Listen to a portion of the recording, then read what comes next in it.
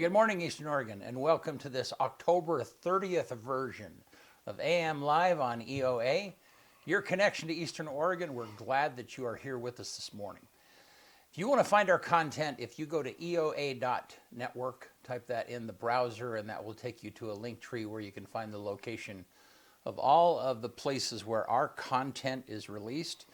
That's where you go. And then here in just a little bit, we are going to have Kyle Carpenter and John O'Brien from the city of LeGrand, and they're going to be here talking to us about, John O'Brien is the new city manager of LeGrand, and Kyle Carpenter is the long-time public works director from LeGrand. So, hey, how are you, man? Good.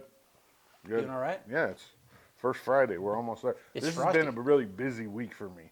And then today is really busy, too. I mean, there's GOL cross-country districts today out at the golf course, and then senior night for the boys soccer team tonight. So it's been this week's just been, Yeah. it's already Thursday.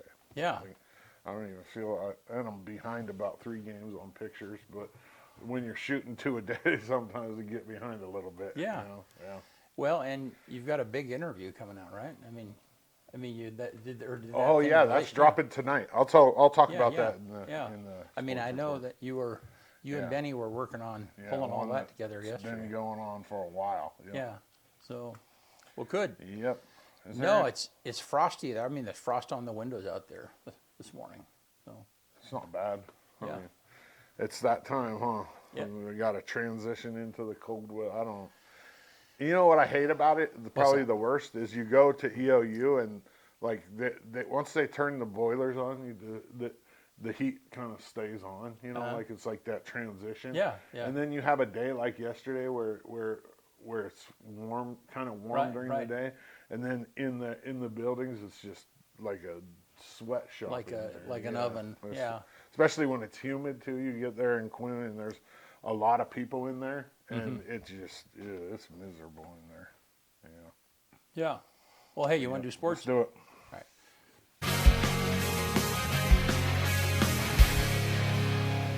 AM Sports Report brought to you by Northwest Furniture and Mattress. Ready for deep, undisturbed rest after costume making, candy hauling, and pumpkin carving? Get the restorative. Did I say that right? Restorative. Restore. Okay. Yeah, there get you the go. restorative rest you need this Halloween with the pressure-relieving comfort of a Tempur-Pedic mattress. Shop that collection at Northwest Furniture and Mattress in LeGrand. Big red rocking chair on Elm off of Adams. You can't miss it. It's been there for a long time. I mean, Johnny and I were going to take a picture of him sitting in that chair one time. And That'd still be fun to do. Yeah, well, yeah, it was not for me. No. I'm not going up there. Yeah, you can No even way. looking up at that height makes you nervous. So I talked about the JV game that I went to on Monday night, and I just wanted to show some of the pictures from that game. I'll spare you of another rant about playing varsity starters in a JV game the week of the GOL championship. We won't talk about that today. LHS Volleyball honored their seniors on Tuesday night versus Pendleton. Pendleton swept the Tigers. Pendleton, I think, is number 3 in the state. That's a tough game for senior night. You bring in your rival who's ranked number 3 in the state. And LeGrand's gotten significantly better from the start of the season, but they're not at Pendleton's level right now. And so they ended up losing. They got swept.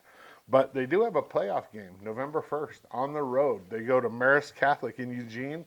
That game kicks off at 5 o'clock, and I think Marist Catholic is the number 1 team in the state. So LeGrand is either 16 or 15, and Marist Catholic's either 1 or 2. I can't remember exactly, but that's going to be a tough road game for the Tigers. But regardless of the outcome, this season, like if you just look at the space between the 2 Baker games, okay, LeGrand went to Baker and lost 3-2. They played good. There was times where they played really good, and then the flip side of that, a couple weeks later, Baker comes here and LeGrand beats them 3-2. So just the growth of this team has been quite remarkable. Look for pictures from the JV2 game, the JV game, and the varsity game coming out in the next couple of days on our social media. LHS Boys Soccer celebrates their seniors tonight at Community Stadium at 6 p.m. Get up there and support these guys. They would love it. There's 2 seniors, Isaiah Cast and Isaac Villagomez, and it's a little bit different than the 9 or 11, 9 for the girls. You know, there's just the 2 boys, and they would probably appreciate some support up there, so get up there. The girls play Pendleton at 4 p.m. in Pendleton today. They have the GOL championship already wrapped up and are just waiting for the cards to fall and these final games to get finished so they can see who their first round playoff game is.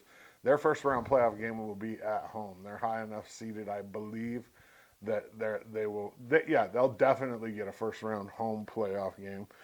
The big news for today is at 5:30 today, the senior interviews drop, all 11 of them. I'm dropping them all at the same time. What'll happen is it'll go onto our social media, YouTube, and I put the player's name and the time that they're interviewed in the description, so you can just skip right to your kid or to whoever you want to watch. Oh, and it'll also be on Roku at 5:30 as well. LHS football hosts Pendleton tomorrow at 7 p.m. at Community Stadium. That game is also live streamed right here on EOA Live TV. I'll have my boy Jack Pfaffenbach with me on the call again, and I've had people come up to me and be like, "Is Jack going to be back?" And I'm like, I had to make sure that he was going to be there. He's kind of giving up Halloween. He's a 6th grader, and he's kind of giving up Halloween. I mean, he's going to have to figure out trick-or-treating because that's a big gap of time. That's like trick-or-treating time, really, for a kid. Yeah. We'll be simultaneously live streaming the Baker and the Dow's game, which kicks off at 7 as well in Baker. So on Roku, there's 2 windows in the live section. There's the window on the left is window 1. That'll be LeGrand. The window on the right is window 2, and that'll be Baker. And it's labeled so you can see. And then on Facebook and YouTube, they'll just both be there simultaneously. Just find whichever one you want to watch. EOU volleyball swept C of I last night in Quinn. The Mounties are in Portland today at Warner Pack at 6 o'clock. The scheduling gods were not in their favor there. I mean, you play at home at a 6 o'clock game, or 7 o'clock game, excuse me, against the number 19 team in the country, and then you have to beat the Portland the next night to play Warner Pack at 6. Thank God it's Warner Pack. I mean, that would be really tough if it was like 2 top-notch teams, and there's a lot of top-notch teams in the CCC. The game last night at Quinn, so the volleyball team lost to Southern. It was only their 2nd loss of the year on Saturday, and this was the bounce-back game. This is the ending of the game. Go ahead, Benny, roll that real fast. The ending of the game versus C of I last night, and I just wanted to take a little video with the camera that I shoot pictures with because I wanted to give you guys a little look at kind of like the atmosphere in there, and I'll show you. There's a point there. That's the student section. It's always full like that for volleyball. It's crazy. And then this is the very last point of the game right here, and you'll get to see just a little bit of what happens at an EOU volleyball game. Now, I cut the sound off so I could talk over it, but it's loud in here right now. Like, it's very loud. And then once they get this point right here, it gets, you know what I mean? And this was kind of a chill crowd. It's a great atmosphere. If you haven't been up there, get up there and check it out. EOU football's in Dillon, Montana this Saturday versus Montana Western. That game kicks off at 1 p.m. Mountain Time. And I talked with Camp last night for the first time since the field goal fiasco. And I asked him, I was like, he kicks a 50-yard field goal with a couple minutes to play in a 0-0 game with a kicker that won't warm up that in 40-degree weather. And he said, if I would have went for it on 4th and 11, which it was 4th and 11, we wouldn't have got it. We had to move the ball all day. So he's like, it's like flip a coin right there. And I kind of agree with that. Me personally, I wouldn't have kicked a 50-yarder there, but I get what he's saying. He said either way, people were going to, be at him, whether they, unless they make that field goal, and then it's different. But they're 2-1 in the Frontier Conference, and that they beat Southern 2 weeks ago, so they're on pace to possibly make the national tournament this year. EOU men's and women's soccer are in Washington this weekend for Northwest and Evergreen. And finally, EOU cross country is off this weekend as they prepare for the CCC Championships in Independence on November 7th. I sat down with cross country runners Thomas Ogden and Kalia Hines. Those interviews will drop tomorrow at 5:30 p.m. Here's a little sneak peek at the Kalia Hines interview. What about you personally? What are you going to school for? I'm going for HHP and community health, so health and human performance. Yeah. And then I'm hoping to pursue dietetics or nutrition. You want to be like a nutrition coach or? Yeah, dietitian or just something in that area. Like, do you want to stay in athletics and do that? Like, would that, like, maybe like for like a D1 Yeah. school? That would be sweet. I think, yeah, I want to go that direction. So if I need to start as like a dietitian first and then go there, then yeah, that would be the goal. Like the nutritionalist for like the San Diego Chargers or something. Yeah. Oh, that would be a sweet job. That would be so sweet. You get to travel with the team. Mm-hmm. And, oh man, I've watched documentaries on all the different jobs in sports, and that one, they do everything. Not only do they make sure that the players are, hitting their goals like nutritionally, but they're in charge of the ordering. You know what I mean? All of the supplements. It's crazy, man. Mm-hmm. That actually does sound kind of fun to me. Yeah, it's very interesting for sure. AM Sports Report brought to you by Northwest Furniture and Mattress. They want to make you comfortable in your own home. Thanks, man. Yep. So did the students stand the entire volleyball Nope. games? No, they stand on like game point usually. Oh, do they? Or like when C of I's serving, Yeah. the people in the front stand and bang on the front of the thing. Yeah. Yeah. But no, that was the match point. Yeah. So on match point, everybody stands, not just the students. Yeah. Cool. Good stuff. All right, well, let's take a look outside. It's frosty this morning. And, Looks like it's going to be a nice the trees day, are,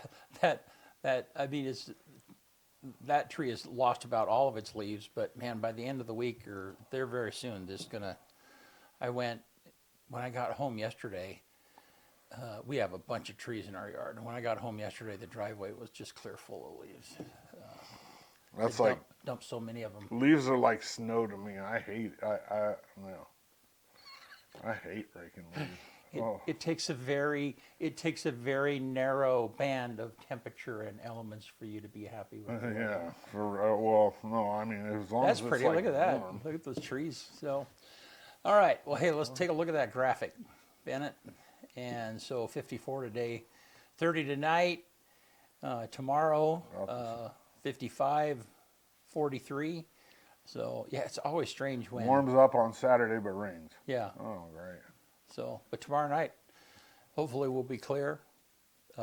And like Kyle mentioned, we'll be streaming live both the game that is here in LeGrand and the game that is in Baker City. Tanya and I and Jesse Taub will be there, and Kyle and the crew will be here. So, Well, and we're all indoors tomorrow, Yeah. so it doesn't matter. Yeah. I mean, it's just not too cold. And while I'm remembering, be sure and don't forget that tomorrow afternoon, starting at 4, is the LeGrand Main Street downtown trick or treat event. If you have not been to that, you have missed something. It's a lot of fun, and at the corner of Adams and Depot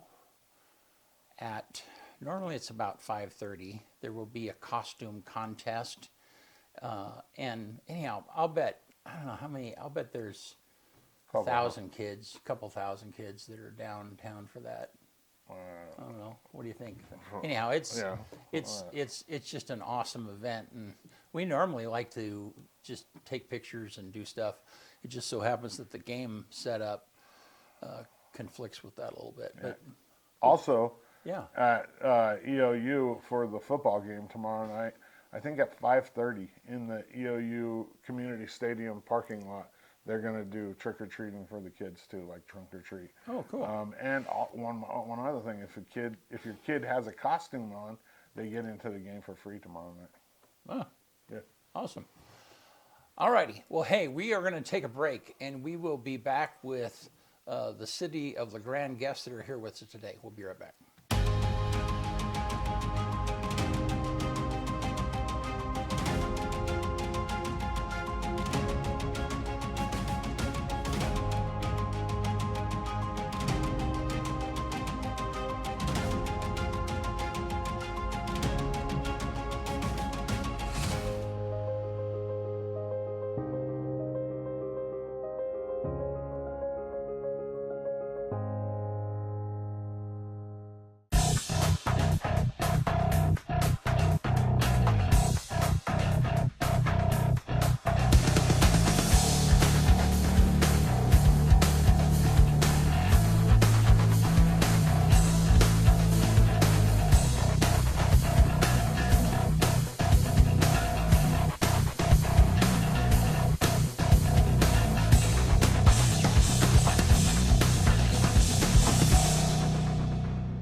Eastern Oregon is full of interesting people, with interesting minds and interesting things to say. Here at EO Live, we're committed to connecting you to these intriguing people with EO Talks. We let our special guests share their ideas and life experiences with deep, open, engaging, and inquisitive conversations. You'll also be informed in depth on some of the most recent and relevant events, issues, and more. EO Talks on EO Live, your connection to Eastern Oregon, now on Roku.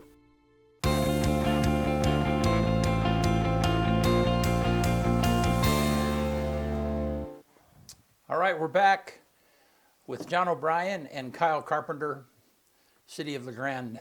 How are you guys this morning? Good, thanks. Yeah. Doing great. Thanks for having us. Yeah, good. And John is the new city manager of LeGrand. How many months now? How long? I'm on my 10th week. 10th week. Okay, yeah. And Still a newbie. yeah, and the whirlwind that comes with that, I can only imagine.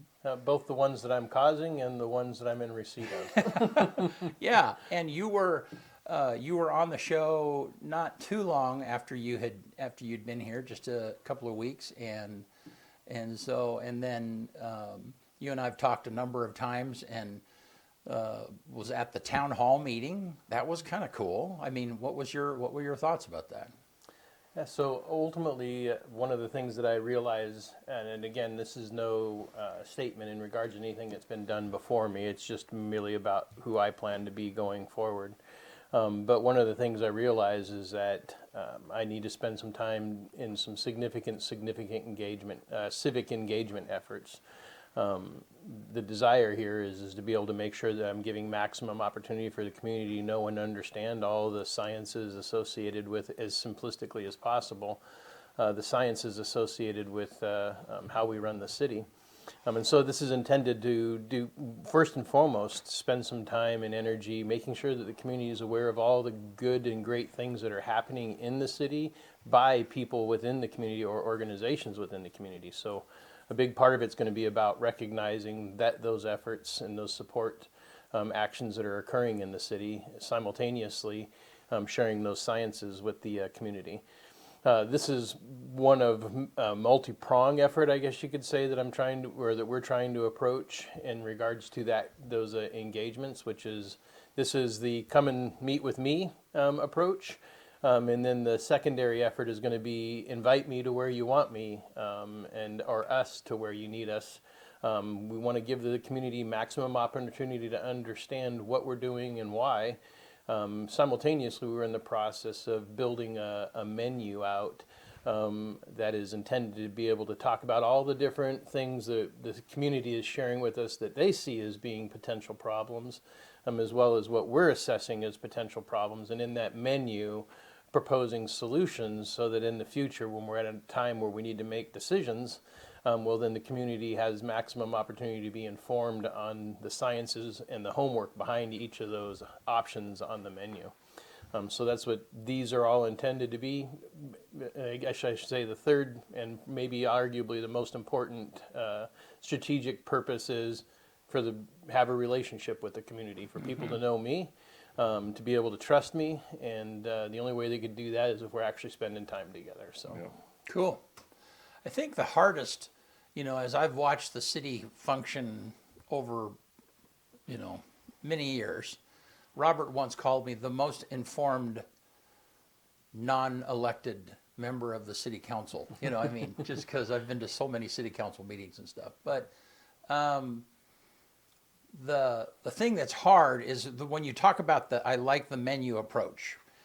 The problem is that sometimes you're on a hamburger budget, but you want really nice champagne, and so when I see people.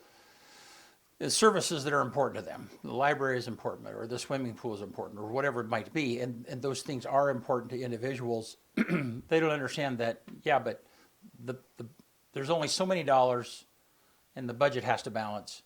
And many times, if you have even really important things like, hey, we need another police officer, or we need another fire truck, or we need things that are paramount.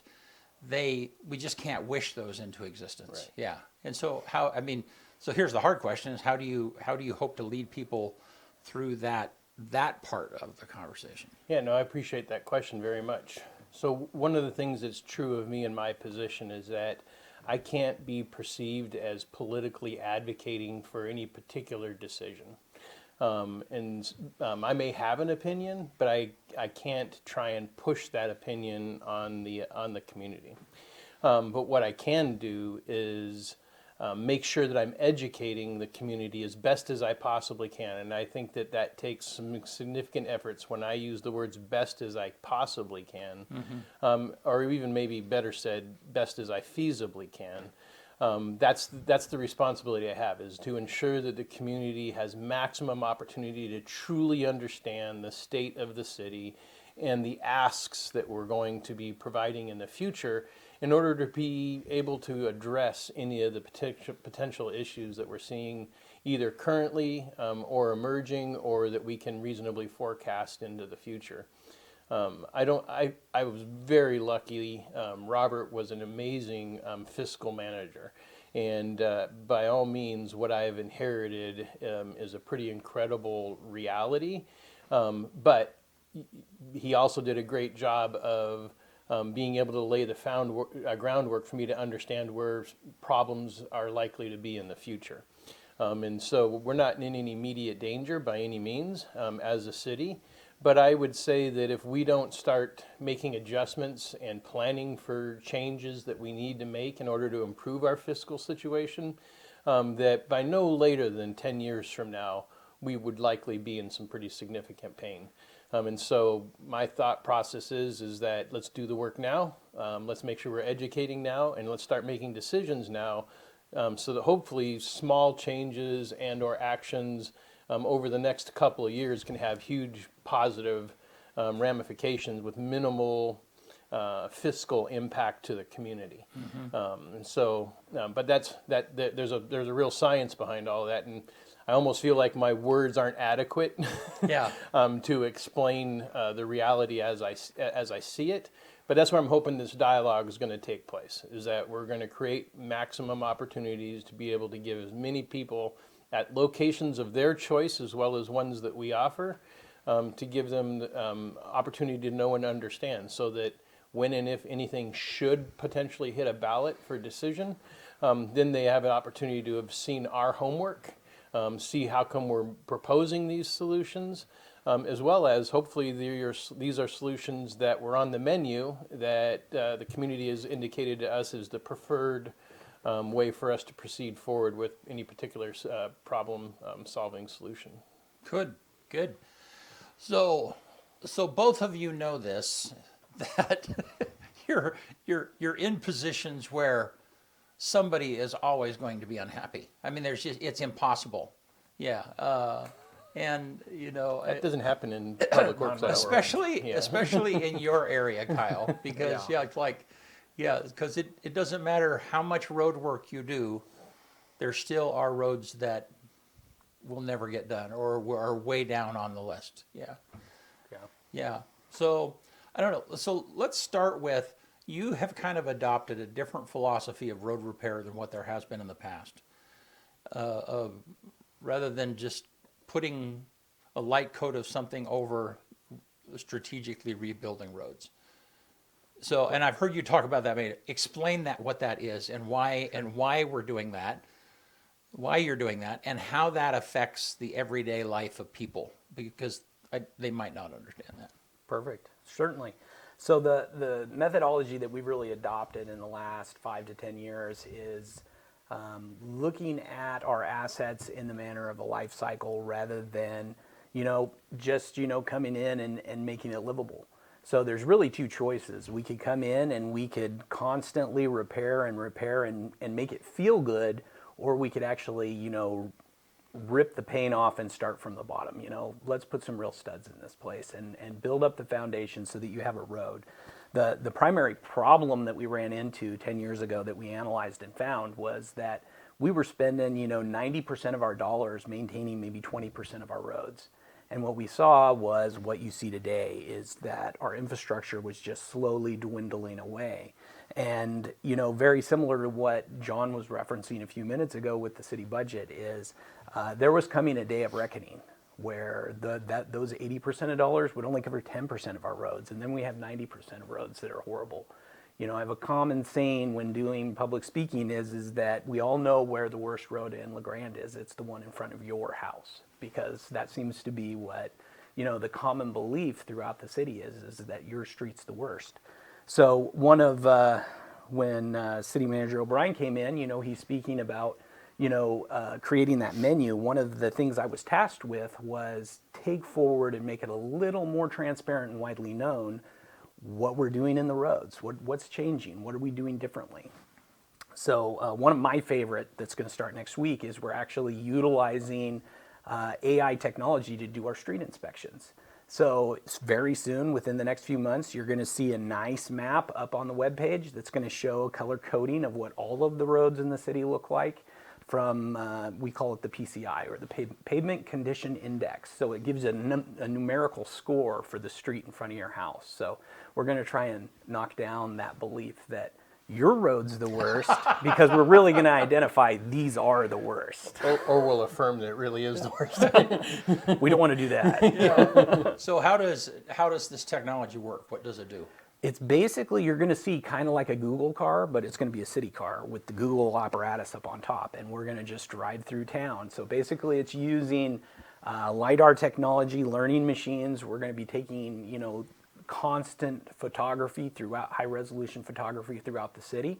It then uses an algorithm to calculate the deficiencies in the pavement, and then it'll use that algorithm to give you a numerical standard, which we call the PCI, for what each roadway ranks at. So then we'll actually be able to measure apples to apples rather than, some human subjectivity that's always entered the equation. We're trying to remove that. So in the past, when you've done that, literally a human has driven down the road and you're observing, or somebody is, and they get fatigued after a while and miss stuff. And this doesn't miss stuff. Ideally, yeah. The technology is emerging. Right. It's kind of new. I think they're saying they're hitting a 96% efficiency at this point. Yeah. But yeah, I mean, when you're having a human, it's basically not even driving. You're stopping every block with a tape measure. You measure the size and depth of a pothole. You count the potholes. You measure cracks, and it's fatiguing. I mean, after you go 70 blocks, it's just human nature that you start cutting corners. We'll say that. Yeah. You start saying, well, I can pretty much guess that's 30 square feet of alligator cracking. Or you might roll up on a road and say, yep, this one's toast. Yeah. And so human nature is this will take the fatigue out of it. And so, even though we knew which were the bad roads, we're now going to be able to actually itemize by a numerical basis, this is the worst road in La Grande. So, but now let's go a step further. Just because it's the worst road doesn't, you could have a road that is really bad, but that is seldom traveled on. Okay, and so then part of part of the criteria of what is fixed is what is most traveled on, I would imagine. Right. I mean, so take that to the next step. Help us understand how that information is evaluated. The most informed unelected official in town. Yeah, that's one step. I mean, we look at average daily traffic. There are other factors. One of the biggest we look at currently is storm drainage. You know, it's proven in pavement technology that storm drainage is the #1 killer of new asphalt pavements. So if we're not getting the water off, it's destroying the base, it's shortening the lifespan of that pavement. So you may have a street that's not traveled very often and is going to need, $30,000 to $50,000 to fix the storm drainage problems. We have quite a few streets in the city, especially on the north side, where there is no existing storm system that we've got to figure out where does that water go. I mean, you'd be surprised, most citizens don't like you peeling off hundreds of gallons of water into their front yard. And so we've got to figure out where can we take that water, get it off our roads, and extend the life cycle of our pavements. Because ideally the long-term goal is how do we make the budget we have maintain the assets we have? And the only way we're going to do that is proper construction and adequate maintenance. So that's where we're headed. So help us understand how you evaluate roads as far as traffic. I mean, I know, and we're talking a little bit about snow plowing and so on and so forth. So you guys know right off the arterials, is that what you call them? That have to be plowed first? Yeah. Collectors. Collectors, yeah. And is that same criteria then, is that similar to what you use to where it's like, well, yeah, that's an arterial. And so not only does it need to be plowed, but it needs to be repaired. I mean, how do you prioritize streets that are more important to keep maintained in the best shape? So a lot of them are just known. I mean, one of the great things about the crew at Public Works is these guys I'd say 75% of them grew up here. They know where people drive. Right. Collectors and arterials are all established by the state. So they're all identified on maps. So we do have maps circulating. There's one inside the snow removal plan. That's up on the webpage. Every year we verify which are the collectors and arterials throughout the city. Also, we do traffic studies. So a lot of people don't know, and I don't want to give away all our secrets, but we do traffic studies. So we can actually figure out how many cars are traveling on the road per day. Do the little rubber thing across the road? Well, no, we're not that. We like okay. to be a little low profile because you never really catch the bad guys when you let them know you're there, because you'd see they usually brake before they hit those rubber. So we have some different technology that allows us to kind of do it a little more low profile, and it's been pretty impressive. Recently we removed a lot of people noticed we removed the speed bumps over on Division and on South 12th, or on 12th, not South 12th. We've actually gotten more gratitude than we have complaints on those things. But we did speed studies before and after to see, how much was the speed bump actually helping? Because, the long-term goal is to identify how do we control traffic.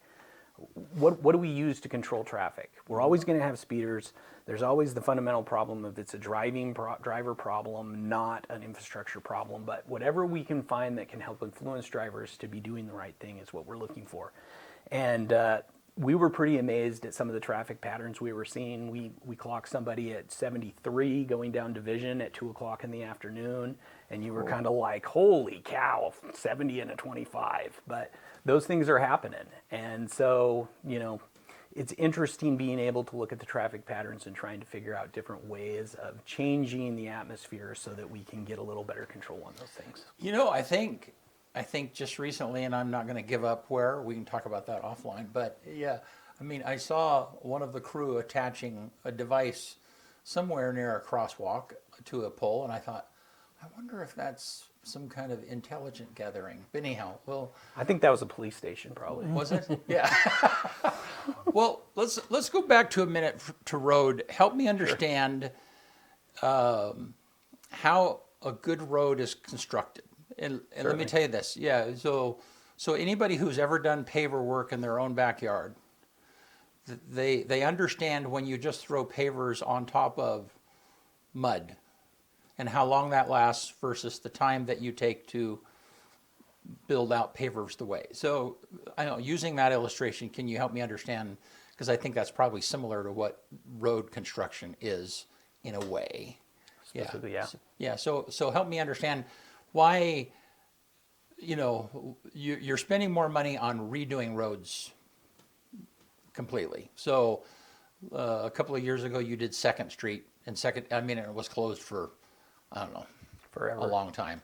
Yeah, 8 months, maybe longer. But I mean, at one point there was, I did a drone flight for you over that, and at one time, you were 2 feet. You were 2 feet deeper than where the road ended up. Why is that necessary? Explain all that to us. So there's a couple of factors in pavement design. The first one would be, structure. So every portion of the road construction, including the subbase, the base, and the pavement, each has a different factor in how much strength you're building into that roadway. And so the depth is sometimes determined, one, by the structural number, is what we call it in pavement design, for what you need to carry the projected traffic over that section. Primarily what controls here in Eastern Oregon is frost depth. So when you're constructing a road, you want to make sure that at least half the depth of the frost depth in LeGrand would be covered by a drainable material. So that includes crushed rock, riprap, pavement, those types of things. So what is our frost depth here? Here in LeGrand, it's 24 inches. Okay. So we shoot for a pavement section that's at least 12 inches thick, if not more. Our standard pavement section is 16 inches of rock with 4 inches of asphalt over the top. So we're at 20. So when we construct a road in that manner, we highly anticipate that roadway is going to last well over the 20-year design life with just maintenance activities. We're not going to have to come back and rebuild it. Okay. When we're rolling through, like on 2nd Street, when we hit the intersection of 2nd Street and Spring, we pulled up the pavement because we were also replacing a large water main that ran up 2nd Street. When we pulled back the pavement, it was paved right over dirt. So there was no specific structure underneath. Another great example was when we paved on Walnut earlier this year. We did what we call a grind and inlay. And so in that, you'll take a grinder, you'll come through and remove the pavement over the top of it, and then you'll come back and pave back in. So it's a grind and you inlay the similar thing. So you get the same structural number, so your road is the same strength, but you've rejuvenated the pavement so that it's going to last longer, because what we find is the oil dries out and it breaks down faster. Well, when we ground it out, they came through to tack it to get it to pave, and the tack just sank right in through the bottom of the street. So the whole structure was taken up in that pavement. And so at that point, we said, well, the pavement's going back in, but we're going to be back to rebuild this in the next year. Because that's, we can't come in here and say this is what we're doing. We're coming in to build roads and then let that fly. So we're trying to be transparent and true to our word. Did we, it was an experiment. We didn't know what kind of base was under there. We do some drilling in spots, but it's inaccurate because you don't know what the full length of the road is. You know where you drilled what you have, but you don't know for the whole length of the road. So we lost about two blocks. It was from Adams up to Maine that we've only paved one lane. And those are some of the problems we run into of, talking with the public and getting the messaging out there, because I got a lot of phone calls of, why did you only pave half the road? This is nuts. And the pavement looks horrible. It's already cracked. So we're like, we know. We ran into a problem. It didn't work. We're going to be back. We'll fix it. But we needed to make it passable for now. So those are the times when trying to find effective means of communications with the public to get the information out there so they understand that, we're not just out here throwing darts. We're making educated gambles, and sometimes they pay off. Most of the times they pay off, but sometimes they do not. Sometimes we lose. I have a question regarding that. Is there a system in place to document how these roads are being built now? Because you say we don't know what's under the road. So what are you doing to prevent that in the future is basically what I'm saying. Are you documenting what you're doing to each street and what's, Certainly. Yeah, so one of the tools we have at our disposal is GIS, Geographic Information Systems. And so what that is it's basically like a large database in a picture form. So we have, the map of the city of LeGrand. You can click on the road, and we have the abilities to create a layer to say this is how we constructed it. It's got fabric, it's got 12 inches of big rock, it's got 4 inches of 3/4, and it's got 4 inches of asphalt. So, but it's a huge information gathering. We're starting from nothing. Right. And it's not like you can say, hey, let's stop paving this year and go out and gather all this information, because the public would lose it. Yeah. You do, yeah. So it's one of those side jobs where, we continually try and feed the information into the model as we go, but to catch the model up to where it actually has all the information we're looking for. Because, I mean, you're talking transportation is one end, we've got sewer, we've got water, we've got storm sewer. There was recently the feds pushed down that we needed to determine the material type of all water service lines within the city, not only on the city sides, but on the customer side, which whole nother topic for another day, nightmare. But again, geographic information systems gave us the ability to start tracking throughout the city. What is that material type? What does that service line look like? When was it put in? What do we know about it? So we're starting to gather a ton of information that will make future administrations have it a little bit easier. But it's a heavy lift today. I kind of wonder why they didn't think of that before. You know what I mean? Like 40, 50 years ago. Like to set people up for today to have this database that says, hey, 4th Street is, 4 inches of this, 8 inches of that. But they did. They just wrote it all in cursive, and none of us understand how to read it anymore. No, you can read cursive. It's the generation below us. Yeah. There is a lot of files. It's just record keeping back in the day was incomplete, or it was in a nomenclature that we no longer use, and the amazing turnover in staff. I constantly say we have lost centuries of inherent knowledge inside the institutional knowledge in the last 5 years, and it's difficult. Back in the day, there's always been some internal struggle of information's power. And so it didn't always make it to a piece of paper. Sometimes it was in somebody's head, and then they never realized how important it was until they were gone. Right. So And there are mechanisms for us to be able to solve that problem going forward to guarantee it, and Kyle's certainly doing the best that he can to get after that now. But most of the mechanisms to solve that are resource requirements. And so those are additional costs that, for the sake of future efficiency, that we have to be mindful of building into our current effort, but also is stuff that we have to be planning on spending more money on.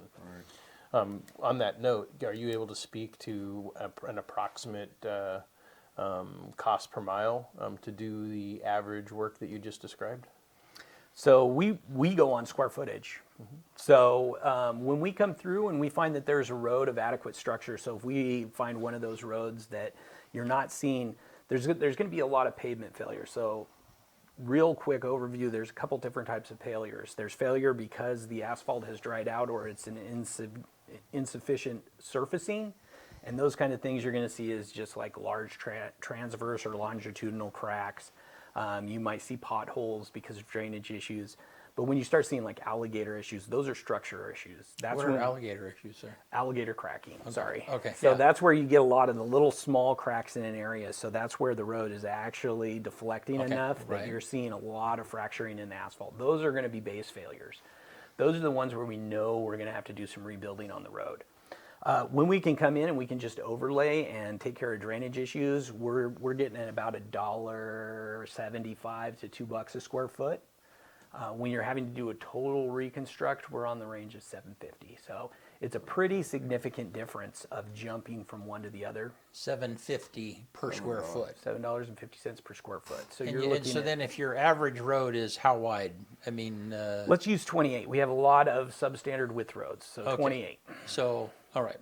So like roughly like So 38,000 a square mile. 38,000 a square mile. Kyle is good at math. is that it? Yeah. If you're looking at miles, Yeah, it's about 38,000 a squure mile for the complete rebuild. Yeah, we look like, I would say we're around 20,000 per block for an overlay. Yeah. That's a lot of money. So yeah, so while we're talking about money, let's talk about this, because the ARPA funds came through. City of LeGrand, it was somewhere in the area of $2.5 million, 3.2. $3.2 million. The City of LeGrand voted. I mean, lots of discussion like, okay, let's put that all on roads, which you know, I mean, there was a process that went through that. The question I have is,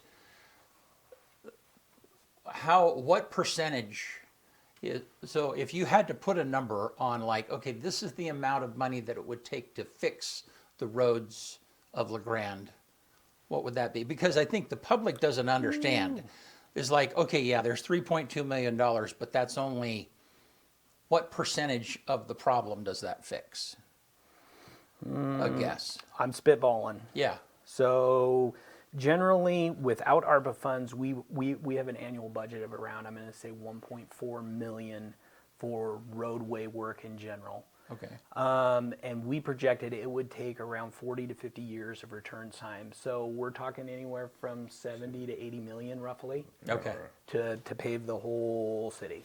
So you got like a 35th of that. Yeah, so if somebody shows up with 80 million, Yeah. we're going to have the best streets in Right. town. So in the $3.2 state. million was a help, Huge. but it still was, I don't know, what percentage of 80 million is that? Yeah, a very small percentage. Yeah, 25, Not even 5, yeah. yeah, 5%-ish. yeah. Yeah, I mean, I think Because and there's a disconnect there for people out there. I mean, I know you know this, but when they look at these charts and they go, "Oh, well, that 3.5 or 3.2 should have fixed this," not knowing that, yeah, that's about 5% of the amount of money that we need, yeah, right? yeah. They just don't know that. No, I think that's one. And you know, the primary thing when the ARPA funds came along that a lot of people saw is we didn't pave the worst roads. We utilized the ARPA funds to kind of position ourselves into a spot where moving forward we could work on what needed to be worked on. So when you look at the roads that we paved, we strategically selected roads that were very large projects. These were projects that would suck down, 1 to 2 years of our annual budget so that we could get them knocked off the list so that wasn't going to kill us in the years coming up. So we effectively took off the board all the large projects so that we can start skipping around and start hitting those smaller residential roads on an annual basis. So there was a strategy in how we did it. I know that a lot of people looked at it and said, "Man, that list, those roads were fine," and I agree. They were, we won't say fine in my opinion. They were decent. I think we have come accustomed to bad roads. We do have rough roads in LeGrand. We're working on it diligently, but to set the standard, those roads were not even, in my opinion, fine. They were decent. So we're on our way. The ARPA funds made it really nice for the first year ever in the history of me being at Public Works, so 14 years. We have only heard complaints. The roads are horrible. We've got potholes. This year, we got calls where people were like, "You didn't pave my road and it stinks, but you got a lot of work done, so thanks for that." And to me, that's like a testament to what these crews were able to do this year. They moved mountains, in my opinion. Yeah. The amount of paving we completed this year was far and away more than we probably completed in the 10 years previous that I've been in Public Works. And the Well- crew that you have, how many personnel is that? So the street crew itself is 8 people, and then they pull in from other divisions when we do large pave jobs. So you'll have your water guys and your sewer guys come over and work on the crews as we pave internally. Yeah. So it's a whole office effort when we go through paving season. I mean, even my front office has to take a beating on people who call in and are upset with. You need to pave my road. It's horrible. You're paving my road. I can't get to my house. You just paved my road and people are driving too fast. So, like you can help. Yeah, I'll tell you. So one of my pet peeves is, and I know you love me starting the comment like that, is when you have a brand new road and then there's utility work that has to be done, and there's a cut in the somewhere. I mean, and it never gets patched really the way that it has to be. Explain to me why does that have to happen that way, Kyle? You know what I mean? We call that the Portland model. Okay. We dropped the Portland model. So what you're seeing now, and we changed this about 4 years ago because our street superintendent has the same pet peeve. he gets really irritated with paving a road and then having to come back and it's got a patch in it. And the reason that happens is because some house needs to replace their sewer liner. Okay, tap, yes, we right. break a water service. Yeah, right. And so what you're seeing now is you'll actually see our crews coming through replacing all water services that are outdated. So they're all going to be copper. They're all going to be checked. We check every sewer service that we come through either as you through go along. Yeah. prior to paving. So, and that's part of the strategy of building good roads is we're going to go through, we're going to make sure everything underneath it is perfect, and then we're going to pave the road. Ideally, we even check against, is there any lots around here that may be developed? Does anybody want an AAU? What do we see coming up in the future? So AAU, accessory dwelling unit. So we want to make sure that anything that could possibly make us cut the road has been identified and taken care of prior to paving that road, because our rule in-house is we do not cut a road for 5 years after we pave it.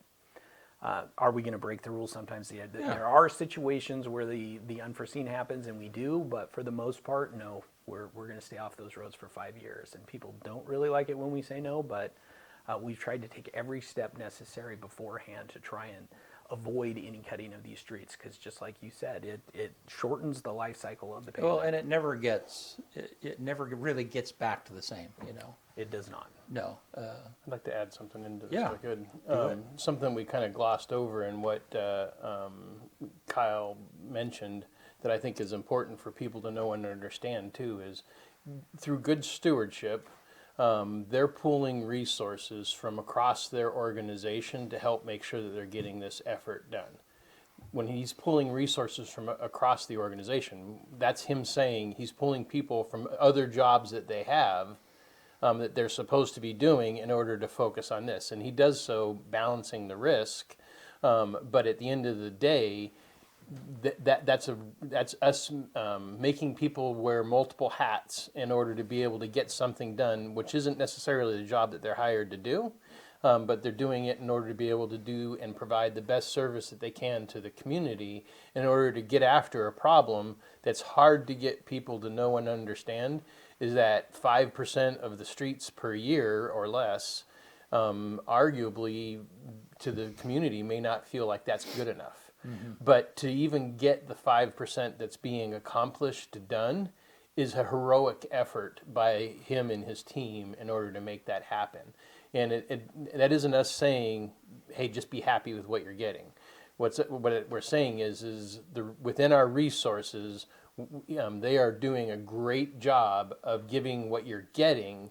Without more resources, you're not going to get better than that.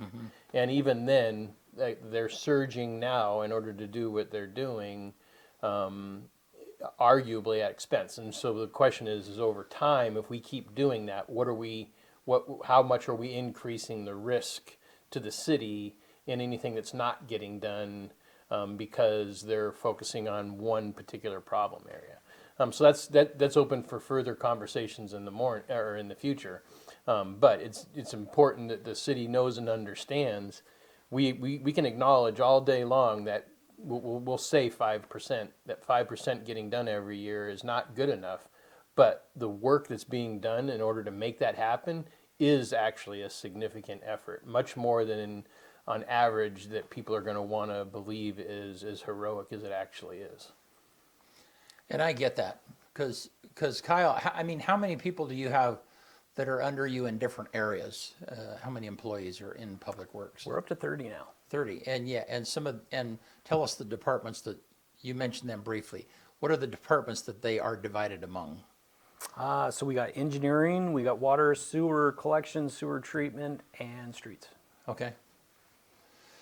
And you've taken Motor pool. Yeah, Got motor pool. That's right. Yeah, and you've taken me out to the sewer.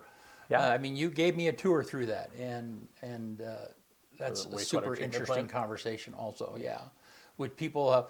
I mean, and that's the thing that I just, I mean, I want people to understand. That's why I ask the questions that I do, because there's a lot that they just cannot possibly know. You cannot.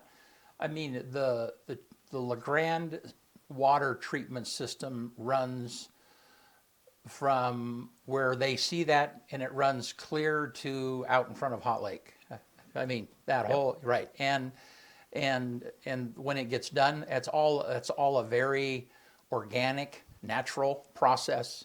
And when it gets done, that water is turned back into the swamp there. Yep. And the birds enjoy that, and it's back into our ecosystem and so on and so forth. And that's really unique. It is. Yeah. Most people don't. Most communities don't have that opportunity that we do. Yeah. Or fully recognize just how big of a deal it is. Yeah. Right. Yeah. And all of that takes management. All of that's interesting. Yeah. All right. Well, hey, you've come up with a graph. And Bennett, can you put this up? So this is the schedule for paving the streets, and go to a couple of those other slides, Bennett, so that they can get a little bit more of an idea, and you have a cost associated with each of those. And go to the other slide. And I love the cost figure because it helps people understand the cost. If you want this information, this is on the City of LeGrand website under Public Works, or scan this QR code right here, and that will take you to that website location. Kyle is going to put that information, or he did put that information in the comments. I mean, I happen to have your personal cell phone number, and I really appreciate that. But you're always responsive, and I really, I mean, you guys were working on Spruce. Is that the street not too long ago? Yeah. And there was a rough manhole. I mean, you now have done that entire project, but there was a rough manhole cover, and I could see that it was a problem because every time I would take Tanya to the hospital and drop her off, I was like, oh, that's going to be an issue, And you said like, well, we're gonna totally do that street here in a month or so, but I'll have them take a look, and somebody came out and was like, yeah, that is a problem. We need to throw some asphalt on that in order to smooth that out. So I mean, I just appreciate that you are responsive, you're approachable, and I mean you've got a lot of responsibility, and you're not going to make everybody happy, but. So, before we quit here, though, tell me, we got leaves falling. How do people need to handle leaves? And then talk to me about snow. What? Okay. Yeah. Are we elevator speech time frame here? Yeah. Okay. You'll notice on your weather view, you could actually see that we have swept the leaves from downtown because of the Halloween trick-or-treat event. We try and get those out of there before we have the event. So you could actually see where the sweepers had been through downtown. So we are actively picking up leaves currently. You're going to see sweepers going through. We're working on our notification system, also on the web page. So there is some, you can opt into a notification via text. So ideally, we're going to get to the point where we'll be able to send out, we're going to be in this section of town today doing the sweeping on leaves. One of the things we run into is people don't know the sweepers are coming, so they don't get their cars moved, so we don't get everything. Number one thing with the leaves is don't push your leaves from your yard into the street. We will skip you. So it's their responsibility to do their own leaves in their own yard. Yeah, I mean, ideally, it would be great if we had a system where we could push them in, but what we find is you get a huge berm of leaves right in the gutter, and we're circling the block 3-4 times just trying to get one house's leaves out, and it's just, you can't do it. Okay, and why is it important to pick up the leaves, for you to pick up the leaves in the street? They clog our storm drains. Okay. If we don't get those leaves out of there, then when the snow melt comes, you're going to have a puddle in your front yard. Okay. So ideally, we get all the leaves out of there before the snow comes, and when people are pushing the leaves in the gutter, it hindered us from getting the whole city done because we just sit there and circle the same block over and over again to get the same leaves, and then only a portion of town is taken care of. Snow removal's coming, like you guys were saying. We got some frost this morning. Just two key topics I wanted to cover on that one. Number one, we do have our current snow removal plan on the webpage. So if you're looking for it, even if you do City of LeGrand snow removal plan, it'll pop right up on the search engine. And the biggest question we always get is how do you determine when you are going to go and snow plow? And so the traditional answer has always been when there's 6 inches on the ground and there's more snow in the forecast, which is pretty subjective because everybody's like, where do you measure the 6 inches? Right, yeah. So one of the things City Manager O'Brien and I have been tackling is re-examining what that snow removal plan says. we've started instituting different methods of doing that snow removal. So we were, as I said, we've lost a lot of institutional knowledge and abilities over the last 10 years. And some of that is when you get a guy who's been operating a grader or a plow for 30 years, he knows where every driveway in town is. It doesn't matter how much snow we got, he knows when to drop that wing. So as we're training new drivers, it's nice to get them out there when there's a lower snow level so that they can actually see the indicators of where they can start figuring out where those driveways are and the obstacles that the older drivers knew where they were. So the change that we've made is when we see 4 inches and more snow coming, as long as budget allows, we'll go out and we'll hit the collectors and arterials. We're not going to change residential roads. The way that the collectors and arterials are set up, there is nowhere in town that you aren't 2 blocks from a collector or an arterial. So we will stay off residential roads until we hit that 6-inch mark. But at 4 inches, we do what we call a practice plow, where we send out the people and we, switch up equipment, have people try new things, build some experience, and we get those collectors and arterials cleaned up so that it's still easy to get around town. And we found that the public was a little more appreciative of the effort when we get that stuff done, because it seems like 4 inches might be more of the perception of when we need to be there than 6. Yeah, I would agree with that. But 4 is difficult. It's not as effective, but whether we recognize it or not, storm systems are changing. How those storms are coming in, what they look like, have completely altered from 5 years ago, what we're seeing. And so we need to change with the times. The same old thing isn't going to work. So we need to be developing the way that the weather patterns are. Are you able to speak at all about snowfall and parks? Snowfall and parks, what are you thinking? Just bottom line, any kind of snow clearing that occurs in those areas. I make Stu do that. Okay. Stu usually will clear. I think he clears most. They got like a little Kubota that they do most everything with, which is pretty rough. So I think if we finish our tasks, sometimes Stu will reach out and ask for a little help, and we do have a significant amount of equipment. One of the other changes we made recently is we started. Back in the day, we used to get snowfalls where it was just graders and trucks, large trucks, so dump trucks with plows on the front. Nowadays, we're finding that, the pickup mounted plows are actually a very effective tool. And so being able to, jump on some of the parks or other city facilities like City Hall parking lot, library parking lot, is a little bit more of a reality because they're a lot easier to move around. And they're still really effective at moving the snow we're seeing nowadays. So, and then before we quit on snow, I know you have a number, because you said it before, but like when you have a crew out 24 hours and they're working on snow, what is the cost of the city of that 24-hour period? So I haven't calculated under the new rates. I don't think we've changed ballpark, enough. yeah. Ballpark, full snow removal event is about $30,000 for the town. If we pick Per up day. the snow, For 24-hour period. Okay. that's for plowing. Okay. If we pick up the snow, because as you know, downtown we plow to the Right. middle, and then we'll come through with a huge snow blower and pick it up. Yeah. It's around another 10 to 12,000. So Yeah. full on snow removal event. If we got 6 inches of snow and more was coming, it would cost around $40,000. Yeah. And the key takeaway here that I think everyone in the city should know: your snow removal is paid for with what we call the storm event fee, which comes on your water bill. It's $4 a month. So every water meter in town effectively pays $48 a year for snow removal. But that also includes flood response. It also includes any storm system upgrades that we do. And, I've constantly asked Robert before John got here, and I'm sure it'll come up this year when the snow comes, because I hear we're going to have a bad year, that I'll ask John, can we just give them back their $48 and not do this anymore, because we are so tired of snow removal. So I already know the answer is no. Yeah. But Well, preemptively and, give occasion, you that, and, and occasionally you have events, winters, where it totally blows the budget, and you've got to go into reserve to pay the snow removal. Yeah.